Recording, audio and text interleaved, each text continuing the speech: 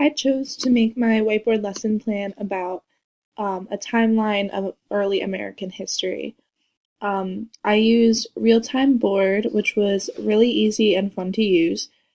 My favorite part about this was the sticky notes that you're able to add, as well as the comments. I added a comment here just so that they can click on this if they're a little unclear or they want some more information on how to understand this section of the whiteboard. I was also able to add sticky notes, and in those sticky notes, I attached articles that I was able to do through the embedded hyperlink, as well as this video that I did the same way with an embedded hyperlink as well. I found that this was really easy to use and set up. This entire diagram was set up for me using this tool with tables and charts, and I was able to find that through here.